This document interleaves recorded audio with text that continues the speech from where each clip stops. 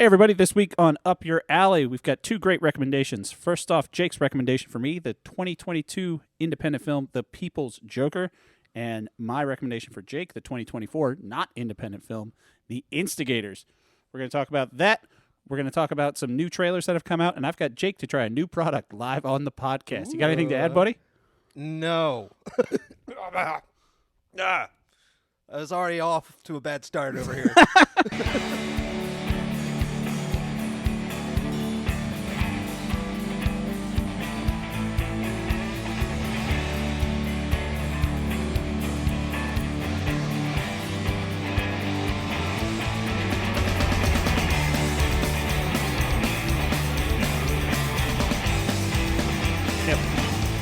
We'll work out the kinks on it. Hey, everybody, welcome to Up Your Alley. It's a podcast with two best friends. It's me. My name is Taylor, and with me, as always, is my best friend, Jake Baggett. Say hi, Jake. Hey, buddy. It's a show where we review things to each other, and then we come back the next week to grade it on a scale. Really? Yeah. Keep going. No, it was distractingly loud. I don't think anybody heard it. Okay, well, don't drink it yet. It's a show where we recommend things to each other, and we come back the next week to rate them on a scale of 1 to 3 based on how much it is up our individual alleys. Change of scenery. Yeah. We're recording this from Jake's townhouse today instead of my basement. Yeah. Just because we're trying something new. So it's a new podcast microphone setup. Yeah. We don't have the table-mounted microphones. I'm sure it sounds a little different. We have the same microphones that we used when we went to Hughes Cup. Yeah, same ones. That's rock and roll. Oh, shit. I think I just made it worse. You just tied it up a little bit in a little knot. God damn it. Hold on. Uh-oh. Hold on.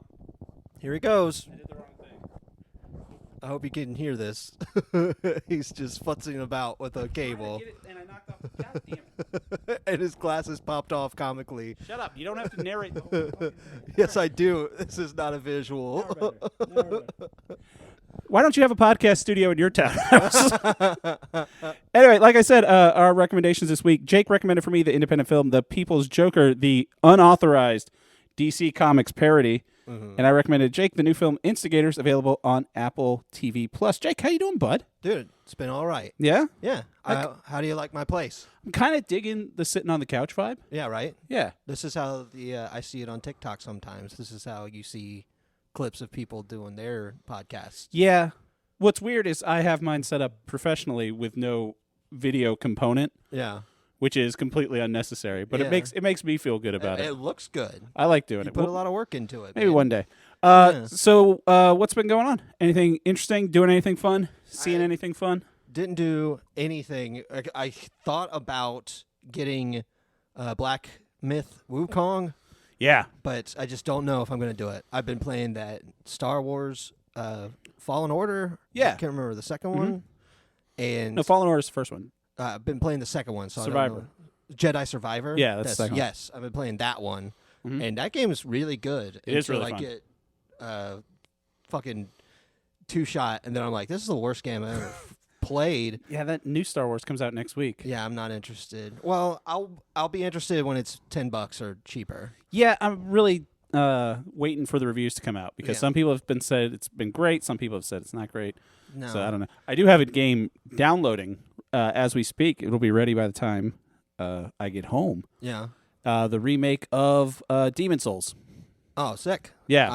I'm so excited that you're into this type of game now, I dude. think I've played Elden Ring enough now where I'm like, and it's free on PlayStation Plus. So I'm like, Yeah, boy. all right, I'm going to play the remake of Demon Souls. See if I just like Elden Ring or I like this type of game. You might. Well, this is like, proto Right. design. Like, if you really want to go back to Kingsfield on the PlayStation. I do not. But, I mean, the Demon Souls looks really pretty. Yeah. But I would say Dark Souls is still the best one. It's still my favorite one. That makes sense. That one is awesome as hell. We did have some sad news to bring up. I don't know if you saw this. What's that? This came out on Tuesday that Jennifer Lopez has filed for divorce from Ben Affleck. Is this like the second time? For them, yeah. They got married twice. Mm-hmm. They got divorced twice. You got to Must get be married nice. twice if you're going to get divorced twice. I wonder if they like getting married more or getting divorced more. And that's why I they think did it's it just a twice. tumultuous relationship. But, silver lining to everything. This does free Ben up for all Getting Affleck back to April. Jennifer Gardner. No. All Affleck April. What does that mean? You're going to try and hit on him? No, I'm going to try to get him on the podcast, like I have been trying to for the past 2 years. This is how he gets freed up. He's got Jennifer some time Lopez on his hands. was taking up all his time. I mean, I don't want to cast aspersions at Ms. Lopez, but she divorced him, so Yeah. he's never done anything wrong in my eyes. You want to know something that I found out About Ben Affleck? about Olivia Wilde? Is she? She's not the one married to John Mulaney. She was the one that was married to Jason Sudeikis. Yes. Yeah. And Sudeikis served her papers while she was on stage talking about Don't Worry, Darling. Oh, yeah, I heard a rumor about that. I didn't know that. But, I mean, as someone that has worked in the legal profession before, Yeah. when you serve people and they are purposely trying to dodge you, especially if you have if they have the means to avoid getting served, Yeah. sometimes you got to figure out where they are. I can understand. And if you're that. a public person, you just be like, hey. I don't know what the truth is, but I could also see the truth being like, she's going to be at this function. Right. Here's money for a ticket to be at the con. Serve her papers while she's on stage. Yeah. You know, I can see it going both ways. I guarantee that was not the first option. I'm sure it had been I don't tried know, several because other times. apparently they would get in fights, and Yeah. he would lay down in front of her car But he's also Ted to Lasso. keep her away. Exactly. That's why Yeah. everybody's like, no, I don't think Jason Sudeikis is the bad guy. Do you think he it's- plays a nice guy. Do you think it's the exact opposite with Ben Affleck? Like, oh, he was actually a great person because he plays like these Boston scumbags all the Yeah, time. that's exactly what I was thinking. I was like, Yeah. I don't like Michael Keaton. He's so mean to Winona Ryder. He just wanted to marry her when she was a little girl. Were they a couple? No, he was Beetlejuice. I was like, Oh, okay. I can't get out of my head that he's Beetlejuice, and Beetlejuice is such a bad guy. And Beetlejuice is coming out. Therefore, I'm going to see it probably. Of course you are. I'm going to take you to it. I'm just not expecting much. I mean, I think that's the best way to do this thing now is just go in and be like, okay. well, to be fair, this is something I just told you. We saw the movie Twisters together, and I'm actually going to, there's a place nearby that does the 4DX Yeah. with the shaky seats and strobe lights and fog, It's and it does smells. wild. I don't know what smells are going to be in there. Ozone? I It's mean, the maybe only like thing. burning when there's fire, like you would just smell like If there's wood burning. anything carcinogenic that's coming out of this, You get to smell what Glenn Powell smells like. and then you also, it's outlawed in L.A. because it's You can't go to it in it's California. prohibited in California. It would be really funny if they had like I'm so out of the game. I don't even know what a nice cologne is. But like as soon as Glenn Powell shows up, Dior. It just gives you like a whiff of Dior, where you're just like, ooh, Glenn Powell. What's Wow, dude, it's just Pavlovian for the rest of your life. exactly. This smells like Glenn Powell. That would be amazing. Getting into what I teased ahead of time. So Jake has a new beverage. Yes. It is a new collaboration from a longtime friend, but still not sponsor of the podcast, Liquid Death. Yeah. It is with, what's the company that's on top? Van Leeuwen? Van Leeuwen, which is a food company. So Liquid Death has made a hot fudge sundae flavored Liquid Death. That is such a wild idea. I will say this. I'm going to prep because I want your real reaction when you try it. It's hot fudge sundae water. There's no cream in it or anything like that. It's just water. So if you go in there expecting a Yoo-hoo, it's not that. I love you, who? I know. I love a Yoo-hoo too. It's not a Yoo-hoo. Yeah. Uh, I figure it's going to be a smack of chocolate, which doesn't sound bad if it's like bitter rather than sweet. if I was still in my drinking days Yeah. and I mix this with, like, have you ever had like a mind eraser, like Kahlua and club soda? No. If this was the club soda and you put a splash of Kahlua in there, Yeah. it would be top shelf. Wow. But they don't make non-alcoholic Kahlua. I guess they do. It's coffee. But Iced coffee. Yeah. yeah, you know what I mean. All right, so like, try a little sip.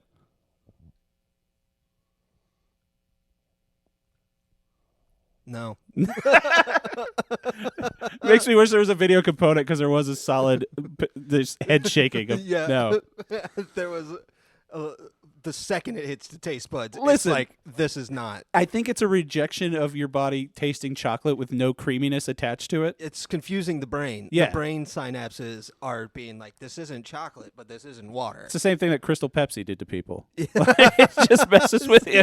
It just really messes with you. Yeah. I mean, can you see what I'm saying? As a mixer, it might be good. Maybe like a little vanilla vodka Man. Yeah, or probably. a coffee liqueur. Something creamy with it. Yeah. Yeah, I could see that. Like Bailey's, Like an ice cream.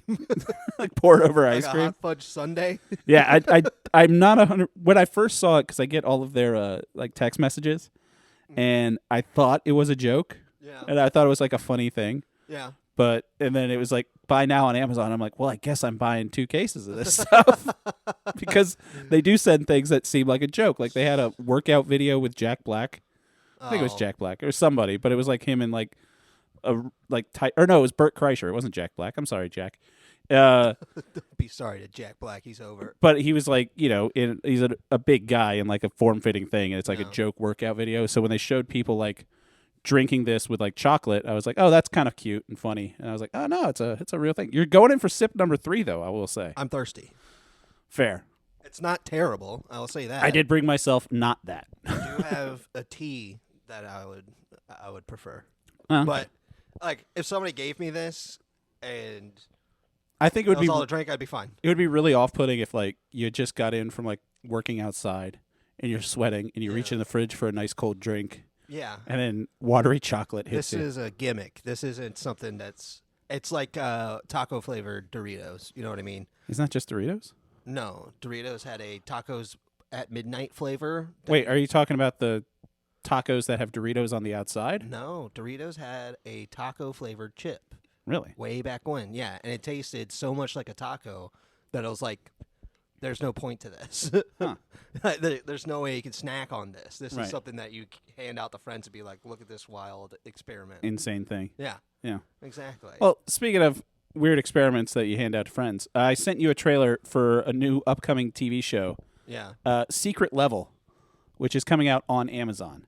So this is essentially, it was announced last Tuesday at Gamescom's opening night. I don't know what Gamescom is. I don't know what Gamescom Yeah. is. So it's an anthology TV series. From what I gather, it's similar to the Animatrix, where they have a bunch of different studios make. I mean, it feels like an anthology show. Right. Again, It is an like, anthology Visions, show. you know. Star Wars Visions. Yeah, we talked about that as well. Where it's just you get a good art studio to make a short. And everyone But kind of does their own thing. Everything's inspired by video games. But this is, every different one's a different video game. So just running down the list real quick, there's 15 of them. Pac-Man, Warhammer 40K, Mega Man, Unreal Tournament, Armored Core, New World, Arturnum, Spelunky, Sifu, Dungeons & Dragons, The Outer Worlds.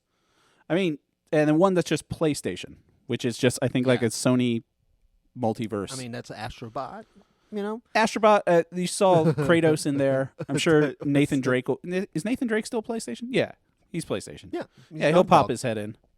But I mean, it looks interesting. Like I saw it and I was like, "Huh, what's this going to be?" The only thing Sifu is a really good game and it's got really cool moments in it. So that's a game that it's a roguelike, but it's a combat fighting kung fu game, It's but a your beat 'em guy up. gets older, right? Yeah, and you die and you can resurrect yourself, but you age a couple years. Eek. Like first time you age 1 year, next time you age 2 years, all the way up to 60 years old, and then you're just dead. You Yeah. have to restart the whole thing. Mm-hmm. And it's fun. At It's 60 years, you're just dead. after 60. 60, you can still fight. But if you die at 60, you're dead in real life. You can't. Yeah. So it's got really good visuals. It's got a nice flair to it. So It's like a cell shading style, right? yeah, a little bit. Yeah. Yeah. And it's got potential to look really cool. Yeah. I mean, stuff like that kind of piques my interest. Like Spelunky, which is a 2D platformer. Yeah. I saw Another roguelite. streamer Grand Pooh Bear had a world record for that in a while. And I've never played the game, but he's one of the streamers that I'll watch him play whatever he's playing just because he's entertaining as hell. And he got real into that game. Armored Core, that kind of makes sense. Just make like a Gundam thing. Is that a train? Yeah. There's trains nearby. We got a train that's real nearby. We got the quarry, so sometimes the house shakes from explosions. That's fun. Yeah. Where I lived in You can Florida, hear the siren. where I lived in one of my houses in Florida was near Cape Canaveral. So the ground would shake a little bit when rockets would go off. That's awesome. Yeah, it was pretty rad. Did you hear a countdown or anything? No, but we went out and like you could look at them, like see them on the beach, shoot up in the That sky. is awesome as hell. Yep. Pac-Man, I'm guessing is going to be just like a kids thing. I don't know, man. Warhammer 40K is There's- interesting. I think the Warhammer 40K because That's a Amazon's doing a Warhammer 40K series. Really? Yeah. See, I Henry just Cavill is understand. involved because As, he's the king of Space Marine. yeah, he's the king of Warhammer 40K nerds.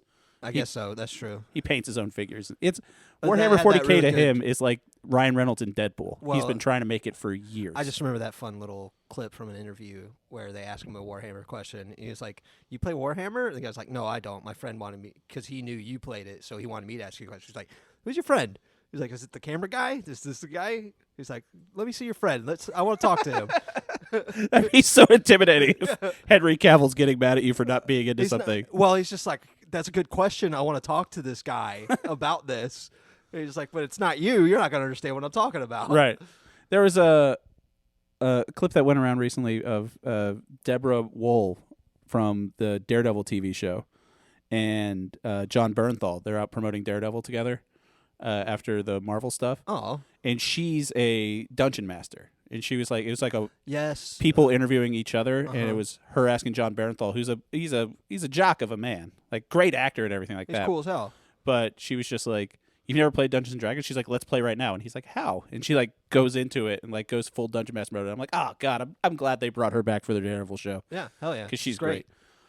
So I wanted to ask you, pick your brain a little bit. Uh-huh. Season 2 of this, you're in charge of Amazon. Yeah. All right. Uh-huh. What are some games? Because it does seem like US they're going to like lower level games. Like they're. I mean, it's not a Super Mario Brothers, but they have Pac-Man on there. Yeah. It's just a big franchise, but things like Spelunky and yada yada. What are some that you think? The only one that I would be able to do anything with that I feel comfortable would be Hotline Miami. What's Hotline Miami? That's my one of my favorite video games. Okay. You know this game. It's a top-down kill 'em all game with a very cool aesthetic, great music. It was very influential to even games like Grand Theft Auto 5. Okay. It's bathed in 80s neon and it's just really fun and crazy good and a wonderful story that's just So- barely told. How would you make that in like a 30-minute episode? So I would take it away from the story that it was telling in the game and tell the story of the character himself. Just kind of set it in that universe. Kind of, yeah. Which I because guess is what they're doing, because it's like in how the you. universe, you follow two people technically, but you follow one guy, gets a call, puts on a mask, goes kill people. But then you wake up the next morning and you have clippings about the murders and stuff. So what I was putting together in my head was like you go into a trance when you get this phone call. Mm-hmm. You forget everything that's happening until you wake up the next morning. And that's when you're like, what did I do last night? And you're trying to piece it together. So kind of like a Memento thing. A little bit like Memento, but you're like trying to find out why you're murdering these people. See, so I'd you're watch that. following that stuff. I'd watch that. Exactly. Yeah. Because I'm smart and I'd make it cool. I have a couple I wanted to bounce off of you. One of them game you recommended. They do have The Outer Worlds on here. I'd like true. The Outer Wilds. Outer Wilds is something that I wouldn't want. Really? Yes. I feel like that is a video game. Not that video game like telling that story. Yeah. But just something set in that universe, like on that the little planet that you start out. Yeah. Just a fun little thing of stuff going on the planet, like the lady trying to make the first rocket that goes up, and I think it's just a Okay. very cool aesthetic. I see. Definitely don't try to tell that story because you're absolutely right. The best part of that game is figuring out what the story is by yourself. Yeah. But just I would watch a like story what's about the Pac-Man show Yeah. gonna be? I would watch a story about the building of the ship, how Yeah. they got the ship going and stuff. Either be fun. the aliens that you start out as, or the aliens that came here. That's like the precursor race Uh-huh. at the end of the game. Either one of those. I just think it's a fun universe. Sort of along that line, I thought Oddworld, Yeah. a game franchise that's been kind of just. I love Oddworld. I don't know when the last Oddworld game came out. I think there was one for. It's called New and Tasty. That was a remake though, wasn't it? I don't recall. I remember when I got my OG Xbox, it came with Munch's Odyssey. Yeah. And after I played Halo to death, Yeah. I played Munch's Odyssey. That game's just so much fun. The aesthetic of that game and the world of that, it's kind of just a gross, Stranger's steampunky. Wrath is such a good game. And such That's a a good first-person story. shooter, right? It's first and third person. I never played that game. It's really, really good. Yeah. Highly recommended. I'll have to check that out. Fantastic story with a great twist in it. Yeah, I just That love would be a fun little thing to see a story about. just like a gross steampunk kind of Fern Gully. if they do Outer Wilds, they need to bring Kelsey back to do writing for it. Oh, yeah. Your friend that did the writing. Yes. The other one that I thought of would be fun is a game that I recently came back to because they had a DLC that came out last week, and I think it would be perfect for this Elden sort of Ring? thing. No, not Elden Ring. They're going to make an Elden Ring movie at some point. See, I need that thing, and I don't know where I put it. What thing? The fidget. It's probably up there on the table. Yeah, I think I left it over there. Damn it. Oh, well. I'm sorry. You'll be good. I got distracted. So a game you just had DLC come out is Dredge. Yeah, I was honestly thinking Dredge, too. Dredge does a great job of not having too much of a story at all, but a lot of weird shit's going down. Yeah, and I think there's so much, like, part of Dredge, if people haven't played it, Dredge is it's a fishing simulator, essentially. Yeah, it's a fishing game. And it's set in, like, this weird Lovecraftian mystery world where just you find out, you start your day and bad things happen. Yeah. And you're trying to piece together the mystery. It turns out, at the end of the game, you learn that basically how you got to the start of the game. And I think something set in that universe would be perfect for something like this. Small games like that. Even something like Dave the Diver, like just turn Dave the Diver into like one episode of a workplace comedy. Yeah. Something like that would be hilarious. It's a fun idea. Yeah. We'll see how... I'm too much of a cynic to think that they're going to do a good job with any of this. I mean, you know what I mean? You're not wrong. So, I think it's a smart way to do. Hey, the cat's here. Hi, cat. She's coming around. Burnt Toast is here, everybody. She's going to say hello. That's fine. She might dive back in. That's fine. But, yeah, there's her cat. But I definitely think it's a fun idea for an anthology series. It is a good idea. It's a cool idea. Yeah. Put eyes on smaller games. I Right. appreciate that. Because you're not going to make a Pac-Man movie, but you can get the rights to do one episode of a Pac-Man show. Yeah. That'd be fun. And then it gets the kids into Pac-Man. They'll be like, what's this all about? Yeah. A maze where I eat pellets? Sign me up. And there are the children say. Ghosts? I didn't know that Connor O'Malley was a writer on Seth Meyers' show. You didn't? Oh, yeah. He was No. on Seth Meyers' show. Yes, as a guest. Mm-hmm. And I did, his comedy, his idea of what's funny lines with me so much. I will say this, Connor Fantastic. O'Malley, so we've done 2 of his things on this show that you've recommended, The Mask and Stand-Up Solutions. Yes. We talked briefly about his most recent thing, Corey's. Uh-huh.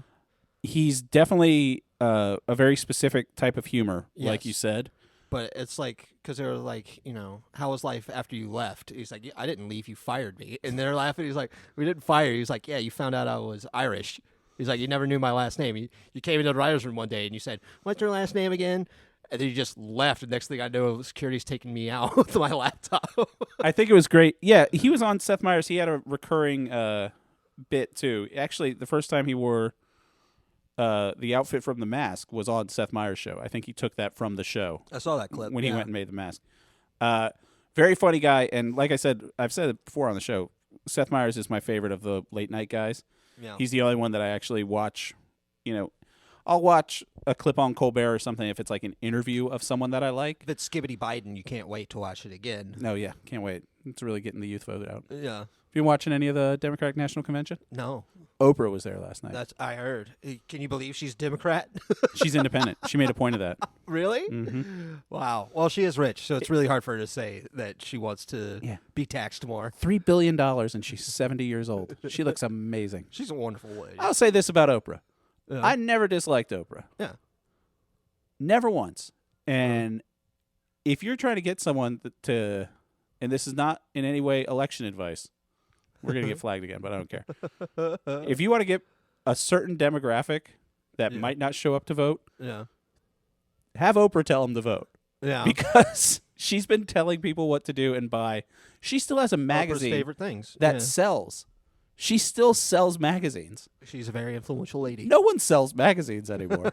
And you know what? It was nice to see her. It was like your mom's friend coming over, and you're just like, oh, I like Aunt Oprah. She's fantastic. She's very energetic. Yeah. Apparently, they're excited for the next guest, whoever it is going to be. They Oprah? said- yeah. No, they said, if you were excited for Oprah, wait till you see It the was next. Governor Tim Walz. Oh, yeah? Yeah. Well, hold on to your hats, everybody. Well, he's running for vice president. The You guy got running to for get. vice president was at the Democratic National Convention. Yeah. I mean, if Oprah had halfway through her speech, she just went, fuck it. I want to be president. I think 80% of that convention center would be like, yeah, okay. Yeah. Oprah's president now. Yeah. Why not? What were we talking about? Dude, we talk about anything on this podcast. That's fair.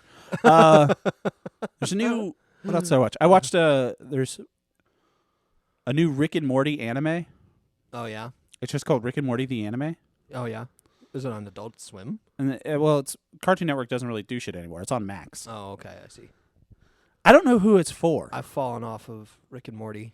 I kind of, if I didn't already have your recommendation for next week, Yeah. I would have recommended this to you just because you're more into anime than I am. Sure. So it doesn't work as Rick and Morty for me because I do like Rick and Morty. Yeah. And I don't know if it works as an anime Okay. for people that just like anime. Is it self-referential the whole time? No, not really. I mean, it has Interesting. like anime tropes. I would think that they would point out the tropes all the time. Look, Morty. Not at all. It's like a straight down the barrel anime. I got isekai'd, Morty. Look at me. I've been isekai'd. And I'm a vending machine, Morty. no, it's not like that at all. That's why I Interesting. kind of yeah. You should check it out. I just don't know who it's for. I don't know anyone that's hyped about it. I think the Rick and Morty train's just gone. I mean, Yeah. I mean, bad things kind of happen, and then you're just kind of Yeah. screwed. I But- know Solar Opposites got a new season. Have you ever watched that show? No, I was really enjoying that show, honestly. yeah. I had Thomas. Oh Middleditch. shit! Speaking of Thomas Middleditch edition, Uh-huh. you went and saw Ben Schwartz I last did week. go and see Ben Schwartz Who Friday. were so Ben Schwartz and Friends improv? Uh-huh. It was, pardon me. It was Lindsay, last name can't remember. Lindsay last name. Ryan Gall and Drew Tarver. Nice. And Drew Tarver's one of the funniest dudes. It was a really good time. Yeah. Yeah, they were very funny people. How'd you like the anthem? It's nice. a good Honestly, venue, yeah. it's a really nice venue. The wharf is very pretty. It was packed. They did good work down there. This is Washington D.C. for people that don't know. Yeah, Yeah, it was freaking packed down there. I can Like, imagine. that place was busy, and I got honked at a lot because I was walking on the crosswalk when the light was green How for dare you. me. How Yeah. dare you? And that guy was giving me a lot of swears, giving me, "Hey, welcome to DC, buddy." I was like, nobody acts like this in DC, man. D.C. doesn't really have an accent. No, It's not one of those cities. but it's also like, yeah, it's also like, I I've guess- been in DC many a time, my brother. I guess it's kind of well. Famously, it is at the crossroads between North and South. There's a whole war about it. But it's like you get Massachusetts has an accent. If you're going down the Eastern Seaboard, Massachusetts, New York, Jersey, Philadelphia, Baltimore, Yeah. and then it's just kind of like, and you hit Southern right there. Yeah, it's true. Yeah. That's a David Cross bit. where Is it's it? Like, Oh it's yeah, like yeah. You get the Southern Southern accents accent, everywhere. but it's Yeah, a yeah. D. Fuck you, man. I'm from Greenbow, Alabama. Fuck you. I'm from Juneau, Alaska. Yeah. Goddamn, David Cross is great. All right, let's get into our recommendations. Let's talk about my. Speaking of fun accents, let's get into my recommendation for you. Okay. First, 2024 film The Instigators, Uh-huh. starring Casey Affleck and Matt Damon. Very true. I don't have my laptop, so I don't have all my notes pulled up. Yeah, that's wild. This is You didn't- I'm out of sorts. You didn't think that would happen. So this came out on Apple TV Plus. I watched it, I liked it, and I thought you would like it because it is sort of your type of movie where it's just a straight up the middle or down the middle. Like here's the story, here's the setup, here are your characters. Not trying to set up anything big. It's not trying to be deep. It's It's just just a a- movie. Really nice, well-made movie. It's directed by Doug Liman, who did Born Identity and he did Swingers way back in the day, Edge of Tomorrow, and he also did the new Roadhouse, That's true. which is pretty dope. I'm not gonna watch it. I know. I'm going to make you watch it at some point. That's fine. Casey Affleck was a co-writer on this with Chuck McLean, and Matt Damon is great in it. So the story is that Matt Damon and Casey Affleck are both called in by a Boston gangster, Yeah. criminal organization. They're called in by Jack Harlow because Jack Harlow owes somebody money. And their plan is the mayor of Boston is corrupt as hell, played by Ron Perlman, Yeah. going full Ron Perlman in this. And it's the night of his election, and he's going to win. So when everyone goes in, congratulates him, they're all going to bring money, and he's corrupt as shit. So He's it's basically corrupt to a laughable degree. it's a casino heist. It's an Ocean's 11 It's a situation heist movie. where in Ocean's 11 they're like, it's a fight night. There's going to be $15 million in that casino vault. They're like, it's election night. The corrupt mayor is going to have a shitload of cash in his safe, and we have to go get it all before the armored truck comes in to pick it up. Mhm. And the heist goes awry. Casey Affleck and Matt Damon go on the run together. They don't know each other, so they're just kind of it's They're an meeting. odd couple pairing. Casey, Matt Damon's very is fresh out of the joint. Right. Where- The introduction to Casey and Affleck's Matt's- character, he's he's having a child blow into a alcohol interlock device on a motorcycle. Yeah. Which is hilarious because I've never seen one of those installed on a motorcycle. Yeah. Again, in my law firm background, I don't think they will install one of those on a motorcycle, at least not in this Commonwealth. I think they should. I don't know. Yeah, I I mean- think they do. I think there would probably be a benefit to putting that on every motorcycle because That's true. they're dangerous death traps. Very true. I But- do want one so bad.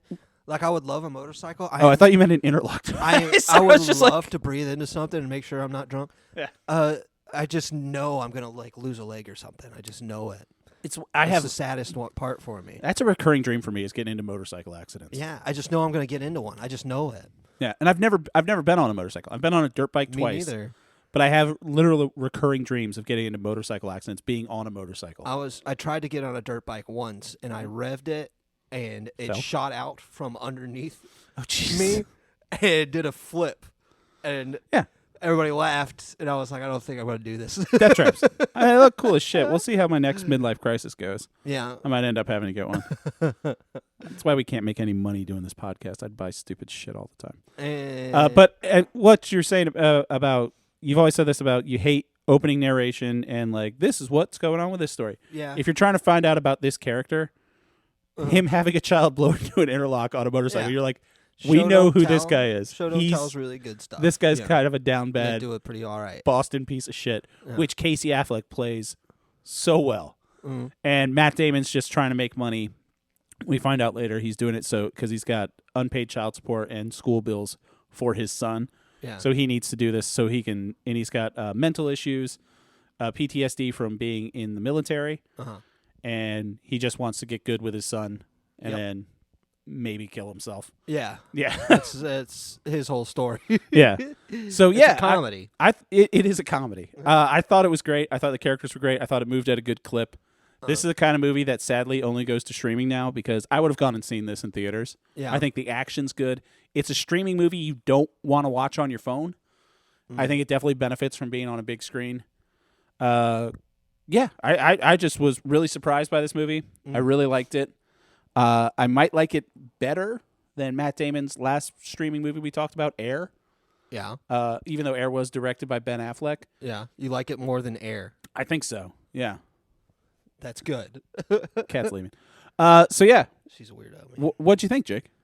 So, at the beginning of the movie, Mhm. I had to stop and turn on closed captioning because I cannot understand Casey Affleck, period, ever. There was a part where the first time Casey and Matt Damon are talking to each other, hey, we got to get forward. I was like, God damn it. And then I turned on the closed captioning, Yeah. started watching the movie again. Yeah. And He goes full Boston in this. he is a very fun character that he created for this movie. Yes. I would say this movie is very fun. It got really funny. Like a couple times it made me laugh out loud. His signature move is gas leaks. Yeah. So throughout the movie, That when they is get a tough, so funny. I think it's at least 3 times in the movie. Yeah, Yeah. they're in a tough. It's a cliche thing from heist movies and any robbery movie where it's like, how are they gonna get out of this Yeah. one? And it's just Casey Affleck saying, "You don't smell that?" Yeah. And he's just pulled out a gas line and explodes a building. It's funny every time. It's a really funny plot device just because it's a fun writing thing. It's like you write. There's something that people say in like story writing, film writing. They're like, write yourself into a corner and then work your way out of it. Yeah. Some people even talk about this when like you're doing stand-up comedy or something. Like you try to get Bill Burr famously says he likes to get the audience mad at him so he can work his way out of it because it makes him better. There's something really funny about writing your characters into. Oh, what the hell? How Yeah. they're never going to get out of this, and then they just blow up a building. So, what do you take it out of 3? I would give it a 2 out of 3. 2 out of 3? Yeah, I think thought I it's- had you on this one. I don't think it's anything fantastic, but I did have a really good time Yeah, with the movie. It is unbelievable at multiple moments where it's like good old fashioned movie luck really helped these guys out. yeah, And the ending like doesn't make any sense. Doesn't really work for me. no, So I would say I did read one really good review from it on Letterboxd where They gave it 2 out of 3 stars, which I gave it 3.5 stars. And he said, this movie is a movie that would have been released on one of the big 3 channels back in the day, and like 25 million people would watch it without fail. Yeah. It's like, now it just gets lost in Apple streaming. And I was like, that's a really good point. You're not wrong. This is a movie that I would watch. This is a movie I would watch on Sunday matinee on Fox 5. Right. You know, it's a movie that it's like blind. Oh, you're talking about like after it left theaters, it would be one of those things that would be on rotation on like USA, TNT. Yes. It'll be a movie that would show up, and it's it just comes in on a good time. 100% agree so on you that. can sit down and watch it. It's how it's Sunday, football's over, and you're like, what's this? Yeah. It's up there with like Blind Justice and Night of the Comet with me, where it's a movie that I've not seen either of those movies. Those movies are fantastic. I'm sure. I found them on Sunday matinee. And Blind Justice, Rutger Hauer, he's blind. He has a sword cane. Yeah. It's beautiful. But I'm getting off track. It's a movie that's just really fun and really good, and I probably wouldn't have seen it because like nothing appeals to me about this movie. Yeah. But it's honestly a really good movie. Yeah. I had a really good time with it. I think the setting is great. Like, The chemistry is beautiful between the two, but of course it is. It's great Ben because Affleck's little brother. they have that kid brother energy. Yeah. Where Matt Damon kind of treats him like, you're just so Casey- obnoxious, just like, yeah. and he has the annoying little brother energy. Casey Affleck does a really good job being endearing enough with his very annoying traits. Like, Right. He's built as an annoying character, And he wrote himself that way. but he never felt like, get this guy to stop talking, please. I will say, since Casey Affleck was a co-writer in this, he definitely had the. That's the cat taking a shit. Oh, good to know. That's what he thinks about the Instigators. She, sorry. Unbelievable. So what was I saying? Oh yeah, he wrote himself apart because he was on Seth Meyers talking about this. It's why I went and watched it. He said that he doesn't get handed comedies as scripts too much because he is a very good dramatic actor. Yeah. And he was just like, yeah, so I wrote the part I wanted to play. And there's a great scene where Matt Damon and Casey Affleck and Matt Damon's therapist, who they fake kidnap, they're running away from the cops. They and absolutely kidnap her. The cops have a fun dynamic with, it's the classic like cop farce of they're complaining about jurisdiction and different competing jurisdictions or cops are like crashing into each other, all trying to, get the collar because the mayor of Boston's like, we have to get these guys. So it's like Massachusetts State Police, Boston City Police, and a whole bunch of other people just coming in. And the scene where it's Matt Damon and the therapist in the front seat of the car, the therapist is trying to like therapize Matt Damon, like, how are you feeling right now while you're doing this? And Casey Affleck's in the back just being a prick, annoying brother. Yeah. And it's so fucking funny to watch. Yeah. Other people that are great in this, Paul Walter Hauser plays a thug. Yes, he's great. He's great. And whenever he pops up in anything, I'm just like, this fucking guy is just so good. Yeah. He's just funny to listen to because he's playing a tough guy. Yeah. But it's him. Yeah. But he's a big tough idiot. Did you ever watch a tough guy straight, and it's just perfect. Did you ever watch Blackbird? No. He plays a serial killer in that. Yeah. He's horrifying. Cool. Yeah, he's a crazy good actor. And Ving Rhames is just brought in as the mayor's muscle. Yeah, I love it. Drives a tank down the streets of Boston. Yeah, that's really wild. And who else was in this that I loved? I don't know. Oh, I forget. Alfred Molina. Alfred Molina is like the gangster's assistant. Yeah. Which is hilarious. Just runs a bakery. A bankery. And Fresh baked bills. Ron Perlman, like we talked about, is the completely unhinged mayor. That guy, his character is unbelievable. He is cartoonishly evil. So what sets off the whole chain of events is, and it's spoilers from here on out. Go watch the movie if you want to, but it's on Apple TV Plus. It's going to get lost anyway, so I don't mind spoiling it.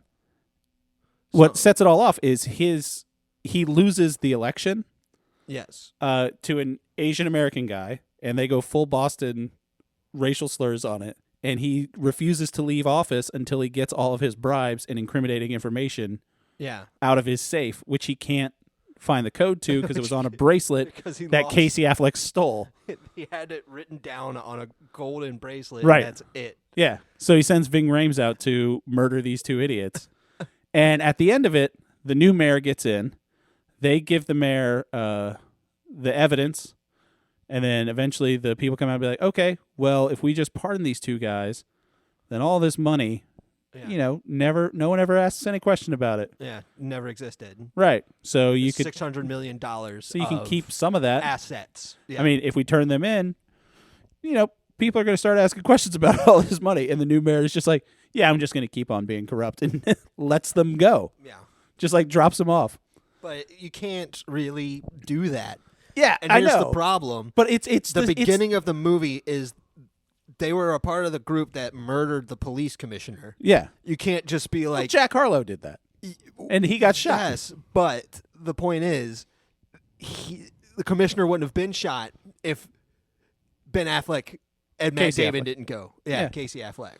It's definitely wrapping it up. It's the same thing as blowing up. It's the same thing as blowing up the building. You're like, how are we going to end this? It's like, it gave me vibes of, remember Burn After Reading? Yeah. The end of that where J.K. Simmons was like, well, what the fuck just happened? Yeah. That was a good movie, too. I thought it was great. There was a line that was a good movie. There was a line that I pegged because it was ripped directly from The Wire. And I liked it as an homage because The Wire is one of the best crime shows, if not the best crime show ever made, where they're talking about how they're going to rob the bank, and Matt Damon pulls out a notepad, and they say, what are you doing right now? He's like, I'm taking notes. He's like, are you taking notes on a criminal fucking conspiracy? Yeah, that's funny. A direct quote from The Wire. And really? I was like, that's fucking great. Oh, that's great. And also, Toby Jones is in this as like the mayor's like assistant. Yeah, it's true. And there's just a funny scene where they're in the mayor's office trying to figure out, and they keep reusing the phrase, you've triggered a suite of responses. Yeah. And they just keep saying that back and forth. I'm like, that's so funny that Toby Jones says that, and he's like the educated guy. He's like, he triggered a suite of responses to what's going to happen next. Yeah. And then Casey Affleck, just as writing it, he's like, my character would hear a smart person say that and then just continue to say that, not knowing fully what it means. I don't know. I loved it. I think everyone should go watch it. I think it's a good movie. I think it's true. So that's a 2 from Jacob. It's true. So let's get into my recommendation for the week. The recommendation Jake gave me for the week. Yes. The People's Joker 2022 indie film. Jake, why'd you recommend this for me? The People's Joker? Yeah. Because it's a comic book movie, and we watch comic book movies. We do watch comic book movies. And it was one of those things where it's been on my radar for 2 years, and I just haven't watched it.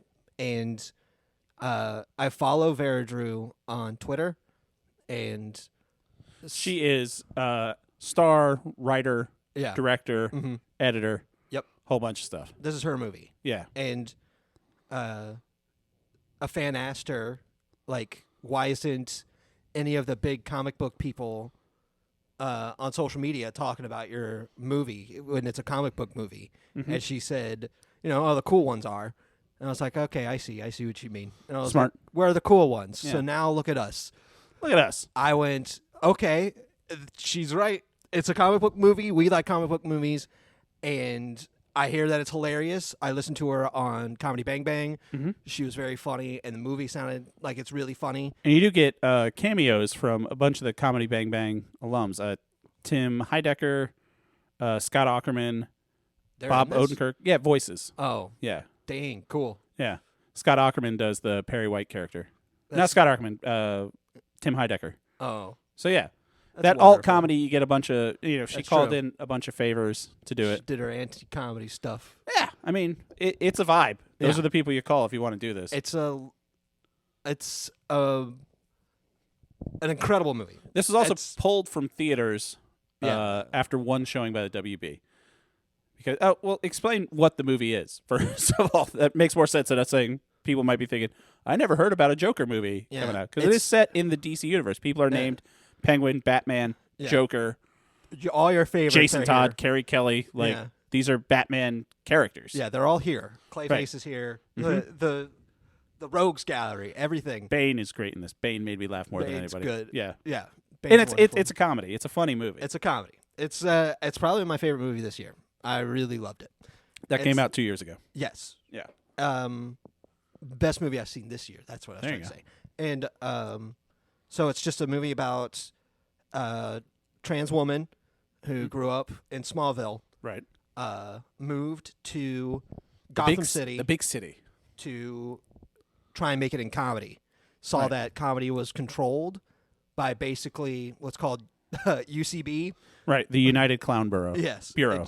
And she was like... Which is an obvious reference to the Upright Citizens Brigade Theater, which Yes. basically controls alt comedy in New York City. They have a show called UCB Live, which is Saturday read Night Live. by Lorne Michaels. A person named Lorne Michaels, Yes. who's voiced by Maria Bamford. And it's just a 3D Yeah. character with a super flowy T-shirt. Right, for no explained reason. So it is while you're explaining, Yeah. I have to say, it's a mixed media thing. It goes, it's live action. Most of it looks like it was Green shot screen. on green screen. Yeah. If not all of it. And there's a blend of live action. There are some characters that are CGI. Some cartoon. There are parts of it that are shot to. It looks like an indie film, but it's we talked about this. I forget what we talked about this with. I think it was with Connor O'Malley with Stand Up Solutions, where you're making things look like they were made poorly, but it's a stylistic choice. Yeah, sure. As opposed to it being, it's not like one of those. You kind of lean into how she doesn't really smoke cigarettes, so they put in a fake smoke. Right. Exactly. Plug-in. So that's one of the things that it's just the art style of this movie. Yeah. It looks like it wants to, and of course she had complete creative control over it because she wanted there was it to look there was this no way, there was a studio telling her what to do, but it was telling her do not show people this movie. Yeah, WB came crashing down on her. I apparently, can't believe if WB was cool, they would have said thumbs up because the only person that shouldn't get a thumbs up from it is Lorne Michaels.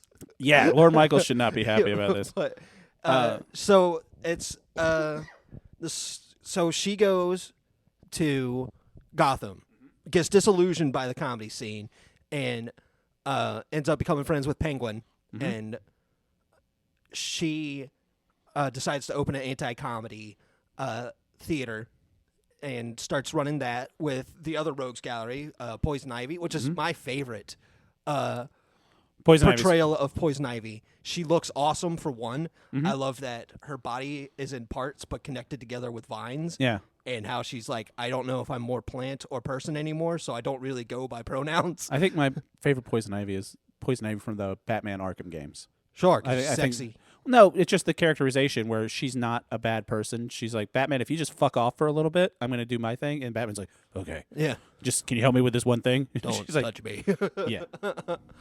So, yeah, we He's got got some hoodlums drag racing. dog. It's all night sometimes. It's horrid. God damn it. It's my least favorite part about this. We got coyotes out by my house. But while she's doing this, she's also discovering that she's a trans woman. She's transitioning from a boy into a girl. It's a coming of age story. Falling in love with her first love interest, Jason who's Todd, Jason Todd, known as Mr. J, looks like known as Mr. J. her character is more of the cross between Heath Ledger and Joaquin Phoenix Joker aesthetic with a lot of Mark Hamill thrown in there.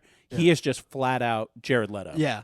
That's so good. Which, if you wanted to say this is the bad Joker, make him look like Jared Leto, and everyone's like, fuck him. He's even got the tiny, tiny damage tattoo across his forehead. Yeah, it's so slick small. back green hair. It's so good. I don't think it was until I saw him as a parody of Jared Leto, and here's the thing: it was a parody, but it was just the thing. Yeah. It was just like if there was a Jared Leto Joker costume contest, he would have got first place because he nailed it. The costume department nailed it. But the fact that 5-foot version of Jared right, Leto, but the fact that which might be on point, I have no idea fact that the size of that Jared Leto. character is a parody of itself, like doing Just that looks character exactly exactly how it looks in the film makes it a joke. Yeah. Says so much. Vera was so smart to do it that way because you're like, this character is a fucking joke. Yeah. And her Joker as the main Joker, Joker the Harlequin. Joker the Harlequin changes back and forth, and it's a changing story. It's a trans coming of age story. Yeah. And just the way she changes between, because at the end she is more Joaquin Phoenix Joker. Even has a line in there that's very funny. It's like, will people buy Joker in a red suit? I'm like, I get it. I'll make it work. It's definitely a labor of love. I like the line that she has at the beginning, where like, what got you into comedy? And she's like, well, I always thought that my life was a tragedy, and it is a tragedy. My life is very tragic. I was blown away with the comedy of it. I really enjoyed the retooling of all the characters, and it just felt like it's obviously a very personal story that she's telling, and to portray it in a medium that helps me understand it made me connect with her story a lot more than if this was just a straight up coming of age trans story. You know what I mean? It was wonderful to see how the way that they explained it, you're a Joker or a Harlequin when you're going into UCB. It's what the UCB. I have a note about how the UCB casting process was great. Or it was just like, oh, you have a penis, you're a boy. Yeah. And measuring dick penis size. Why do you need to know that? 5 inches just enough to be needy. Yeah. And like, okay, she's like, all right, makes sense. That was very funny. And they say on the thing, it's like, oh, if you're a girl, you could be one of our Harlequins, which is, I can't speak to, obviously it's a reference to the Upright Citizens Brigade Theater, which a lot of funny comics have come out of. Yes. And indeed. I know there was issues with it a couple years ago. I forget they took PPE loans, right? No, but they still shut down in before that. New York. There was a issue with like one of the casting guys that was really. I don't know. I could be speaking out of turn here, but I feel like I remember specifically UCB New York. Like one of the guys was a pest. What's his name? Horatio Sands. Yeah, he is UCB alum, and he was canceled pretty hard. Yeah. So regardless, I mean, it's one of the things. She's a good enough filmmaker and storyteller, and obviously this is something that she's thought out a lot. Yes. That when there are references like that, it's like that's a reference to something. I don't get it, but I'm sure it's accurate. So yeah, they're saying like if you're going to be in comedy, you're going to be a Joker or Harlequin, a man or a woman, and if you're a man, that means you're going to get great film roles, you're going to get good movies, good money. Or if you're a girl, you get to show your tits and talk about your pits, and hopefully you get some stage time sometimes. And it was like she's also wondering because she wants to be, popular in the comedy sphere, but she also wants to be a woman. Well, yeah, it's a nice parable for. You know what this? Okay, so you know what this reminds me of most out of your past recommendations? Huh? If you had to guess. Huh? If I had to guess? The way this made me feel out of your past recommendations on this show. How it made you feel. And I'm supposed to remember stuff that I've done before. On this show? Yeah, this is episode like 84. I'm going to say Halloween. No. Darn it. They cloned Tyrone. Yeah? They cloned Tyrone. If people don't know, it was a... really good movie. It was a fantastic movie. Jamie Foxx, John Boyega, a bunch of other people. But it was set in the style of a blaxploitation action film that sets up, it's a parable, metaphor, whatever you want to call it, for the experience of African Americans in this country and that feeling. This made me think like that because even though I'm not in that community, but I can see it. You putting it in. There's a great joke in 30 Rock where Tracy Morgan's trying to get someone to explain the uncanny valley to him. Yeah, and he's not understanding what the uncanny valley is. So he tells Judah Freeler, he's like, tell it to me in Star Wars. And Judah Freeler makes the analogy in Star Wars, and he gets it. This was, tell it to me in Batman. Yes. And I'm just like, oh. That's a really good point. Okay. Yeah. But the way, they mm-hmm. clone Tyrone kind of put that into the and it's because I'm a stupid white guy. I get it. I need things dumbed down for me, I'm not one of the people that's just like culture feeling. Yeah, I'm not a part of any of Perfect example to that too. It's just like, but if you can explain it to me, I'm always it's our mantra of this show. If you're into something, if you're passionate about something, it's cool. That's great. She has a wonderful story to tell. She does, and let's call it beautiful. I wouldn't say it's wonderful because it's very sad. It's unique, but it's unique, and it's a story that bears telling. She's very funny, and you can tell that she loves Batman.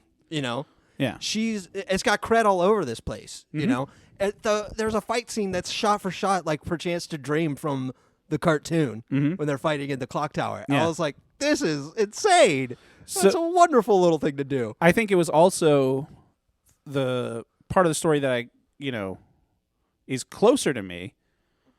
Obviously, the closest part to me is Batman. I love the coming of age stuff. I will just say this. We both love the Batman stuff. No, I don't like the making Batman a bad guy. I would say, well, we both love Batman. I get why it was done. That's what I'm saying. Yes. Oh, yeah. You connect with the comedy side of this thing, I would think. I also connect really not so much the comedy. I think it works out well. Obviously the trans part of it, it's pinnacle of the story, but it also her first relationship with Mr. J. Yeah. And just she has a scene in that where it's like he's the first person that saw me for me. Yeah. And even though it's a very toxic relationship, she does a great job talking about toxic relationships. And it's like, yes. just because this person is the first person you feel sees you doesn't mean it's the only person that will. Yes. She's got which I think that message can resonate to everybody. When she explains, it's like when you picture an abusive relationship in a movie, you see somebody in a t-shirt that's beating his wife exactly with his fist. She's like, you don't see somebody who's emotionally manipulative, right? So she's like, she made a great portrayal of somebody like that, right? So which I think if I were to recommend this movie to people, I wouldn't recommend it as it's a Batman parody trans coming of age story. It's like if you look at it as that, it is those things. A real bad guy, yeah. And they gave him a mustache, so it's not really Batman. So Batman it's doesn't funny. have a mustache. But they regardless, if you make it as a story about a toxic relationship, which it does really well, and that's a lot of Joker stuff. It's a wonderful way to show it that the Harlequin and Joker relationship. She does is very abusive. She does a great job, especially the Jared Leto one. She does a great job of knowing the Batman mythos and everything like that. Yeah, you can definitely tell that when she made this, obviously she knew her story because it is semi-autobiographical from everything that I gathered. It has to be autobiographical, like crazy. Yeah. So there was that, but then also she knows the Batman stuff. She knows the comedy stuff. I think the filmmaking's really nice. The art style of it reminded me. You remember Liam Lynch? It sounds familiar. He did United States of whatever. Oh, sure. Yeah, he would make short films that he put on DVDs. Also, it's this very as a Tim and Eric this as a Blu-ray because you gave me a physical copy. Yeah, she comes out on the menu screen. It's like, it's oh hey, wonderful. Welcome to the DVD. I'm like, hey, these are back. Yeah, I remember like, these. You could hit subtitles. Right? Did you choose anything else other than play movie? I watched some of the extra stuff. Yeah, I love it when you hit extras and she's like, you hit special features. Why are they called special features when they should be there? Jerry Seinfeld. Please watch Unfrosted. What else? She's got wonderful lines in this movie that have stuck with me. It's incredibly well written movie, because she has a conversation with her abusive boyfriend, and she ends up saying, like, I think we just need time apart. Let's just start with being apart for now. Yeah. And he says, I'm sorry, I feel like I've been pushing a happy ending for this. And she says, you gave me a happy beginning, and that's good enough. Yeah. I was like, that's the sweetest thing I ever heard. I think there's an act 2, the end of act 2. So when it cuts to her childhood and everything, and this is just something I know about of the community and stuff like that.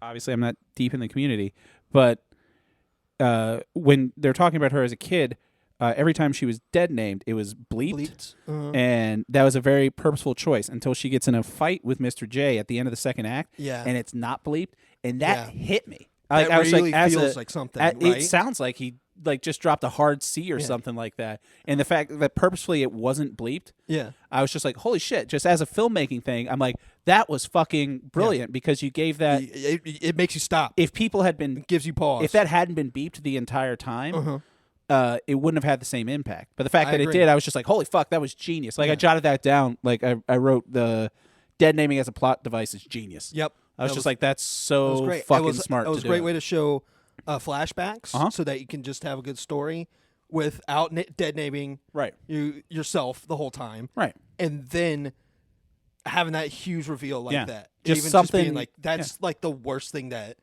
Mr. J could have done. And it's the thing. Because Mr. J didn't even know her dead name. Right. Before. And that's the other thing. Like, he found it out she had used it to hurt her feelings. Right. Well, she had been introduced to people like when she met Penguin and stuff. That's what they all knew her as. Yeah. Could you call me Joker the Harlequin? So it wasn't really that he was doing it to be mean, but the fact that she's telling her own story, that it just hit her like that. Because the whole thing was she didn't. He did it to be mean.